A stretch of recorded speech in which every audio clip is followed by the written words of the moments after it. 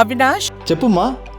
దగ్గరలో ఉన్న మెడ్ప్లస్ కు వెళ్ళి మెడ్ప్లస్ బ్రాండ్ మెడిసిన్స్ అని అడిగి కొనుక్కునరా. అక్కడ 50 to 80% తగ్గింపుకు వస్తుంది. మీరు తీసుకునే అదే మందులు, అదే నాణ్యమైన మందులు, కానీ సగం ధరకే. మూలిగే నక్కపై తాటిపండు, కాలం కలిసి రాకపోతే తాడే పామవడం, ఇలా ఎన్నో సామెతలు ఉన్నాయి. ఈ సామెతలన్నీ ఇప్పుడు వైసీపీకి వర్తిస్తున్నాయి. కష్టాల కడలిలో తేలియాడుతున్న వైసీపీకి మరో షాక్. తిరుపతి కార్పొరేటర్లు పార్టీ మారేందుకు సిద్ధమవ్వడం. ఇప్పటికే 5 కార్పొరేటర్లు టీడీపీకి అధికారికంగా మద్దతు ప్రకటించగా, మరో 10 మంది అమరావతిలో ఇతర మంత్రులతో సమావేశమై కూటమిలో చేరికపై చర్చించారు.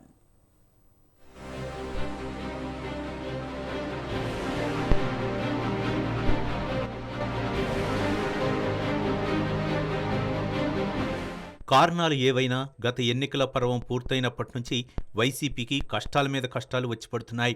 అసెంబ్లీ, పార్లమెంట్ ఎన్నికల్లో ఘోర పరాజయం కలగడమే కాకుండా ప్రతిపక్ష హోదాకు సరిపడా సీట్లు సైతం రాని దుస్థితి వైసీపీకి వచ్చి పడింది.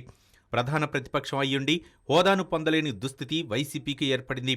ప్రతిపక్షానికి దక్కే పీఏసీ చైర్మన్ పదవిని సైతం పొందలేని స్థితిలో ఫ్యాను పార్టీ కొట్టుమిట్టాడుతోంది.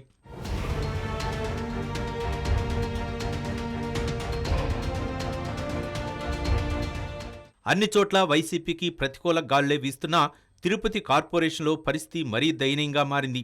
తిరుపతి నగరపాలక సంస్థ కార్పొరేటర్లు పార్టీ మారేందుకు సిద్ధమయ్యారు. ఇప్పటికే 5-6 కార్పొరేటర్లు టీడీపీకి అధికారికంగా మద్దతు ప్రకటించారు. మరో 10 మంది అమరావతిలో మంత్రులు పార్థసారథి, అనగాని సత్యప్రసాద్ను కలిసి పార్టీలో చేరికపై చర్చించారు. ఈ కార్పొరేటర్లందరూ అమరావతి లేదా తిరుపతిలో తెలుగుదేశం పార్టీలో చేరేందుకు రంగం సిద్ధం చేసుకున్నట్లు తెలిసింది.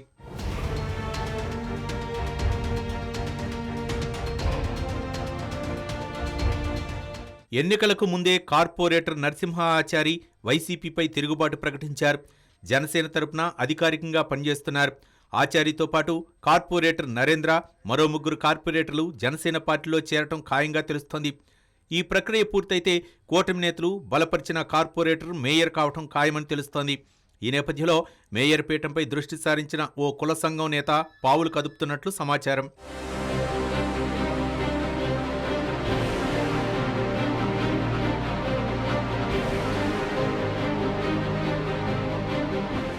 రాష్ట్ర వ్యాప్తంగా పలు నగరపాలక సంస్థలకు చెందిన కార్పొరేటర్లు సైతం కూటమి వైపు వెళ్లారు. కుప్పం, పుంగనూరు తదితర పట్టణాల్లో సైతం టీడీపీకి మద్దతుగా నిలిచారు. తిరుపతిలో మాత్రం వైసీపీ బలం కౌన్సిల్లో స్పష్టంగా కనిపించింది. స్టాండింగ్ కౌన్సిల్ ఎన్నికల ప్రక్రియ నేపథ్యంలో ఇది వైసీపీ కౌన్సిల్ అని, తమకే మద్దతు ఎక్కువగా ఉందని పలువురు వైసీపీ కార్పొరేటర్లు సవాళ్లు విసిరారు. పార్టీ కష్టకాలంలో ఉన్నప్పుడు, పరిస్థితులు ప్రతికూలంగా ఉన్నప్పుడు సంయమనం, ఓర్పుతో ఉండాల్సిన అవసరం ఎంతైనా ఉంటుంది. ఈ సమయంలో వైసీపీ కార్పొరేటర్ల సవాల్తో కూటమి నేతలు ఈ అంశంపై ప్రత్యేక దృష్టి పెట్టారు.